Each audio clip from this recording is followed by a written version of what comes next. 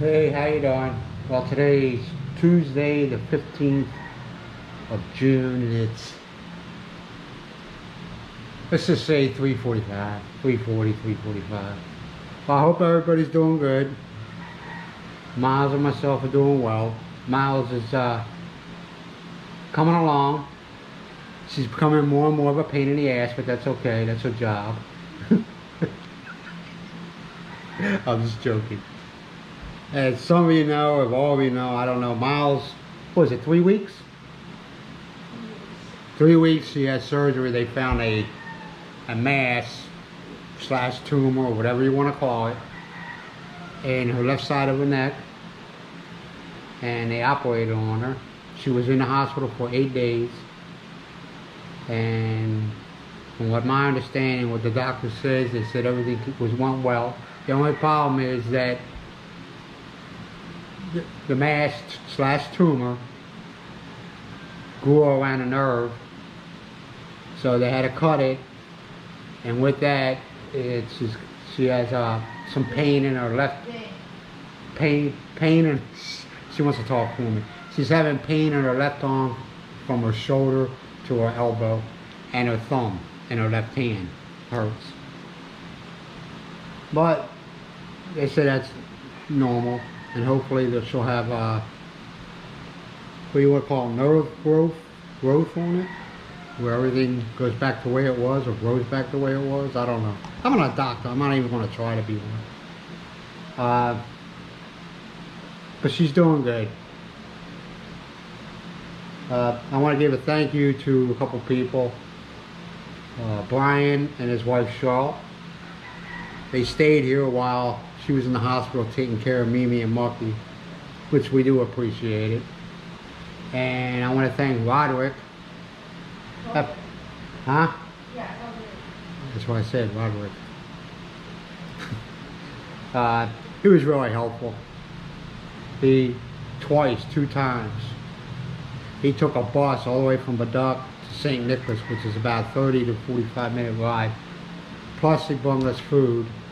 Plus he brought us a Wi-Fi hotspot, which that leads into thanking Diane, because we were in a room, we were in a private room that had air conditioning, thank God, but it had the television. The television didn't work. So for the first, how many days was it? 2 to 3 days, we just sat there and stared at each other. Every once in a while I had to get it. Miles was getting bored and restless. I was getting bored and restless. Every once in a while I would just go outside.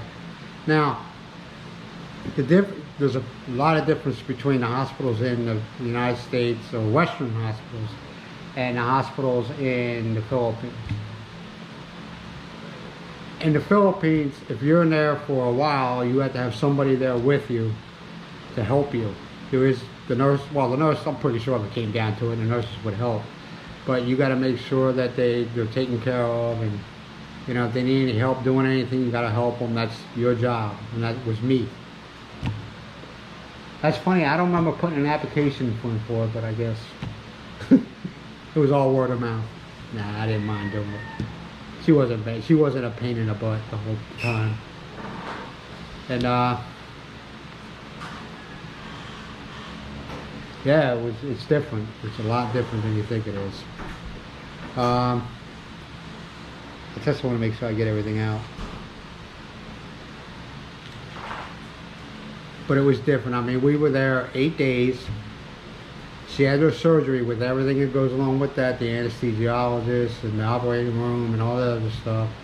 Plus the medication that they were giving her while she was there. Of course, after the surgery, they gave her pain pills and antibiotics and all this other stuff.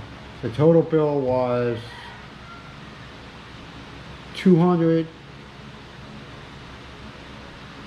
I'm going to say 230,000, 250,000 pesos, which comes to about $3,400, which it's really cheap.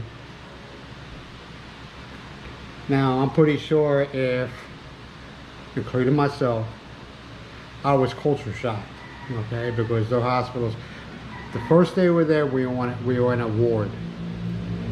Nah, it ain't happening, okay? The ward was like a sweat box. It was one fan for 1, 2, 3, 4, 5, 6, 7 beds. One fan. No air conditioning. And I was like, Miles, no, I can't do this. We need to get a private room. We're thinking, you know, we get a private room. It was no TV, but it was a lot better. You have your option. This is where we at. We were at Black Nazareth Hospital, and that's a private hospital.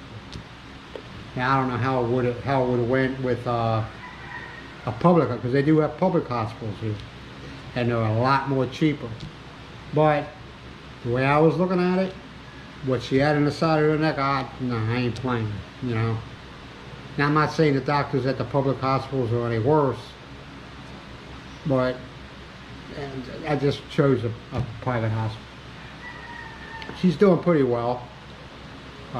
We go back tomorrow because the biopsy is in on the what they got out of her. And I'm thinking good thoughts, and I'm going to keep on thinking good thoughts. And I don't want nobody sending me questions, what is it, what is it, what is it?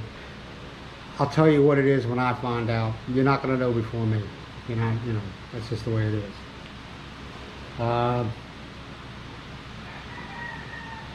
Everything's going back to normal. I mean, there's things that Miles can't do, which I have no problems with it. I help her out, you know. There's things that she can't do. Like, I mean, it's just the two of us. That me and Bucky. The only thing we got to do is I sweep because of the dog hairs. And, well, you should sweep anyway. And I mop every once in a while because they got paws. They go out in the grass. They don't care where they walk, and they get mud on the floor. I'm mopping them. No big deal. 10 minutes of my time every day. No big deal. I do the cooking, and if Miles wants something, she'll tell me how to do it. I'll say, well, come in here and show me how to do it. She'll throw out names, you know, dishes out there that I have no idea what she's talking about. And I'll just say, okay, do me a favor. Put in a line of all the ingredients, and I'll put them in. I can cook.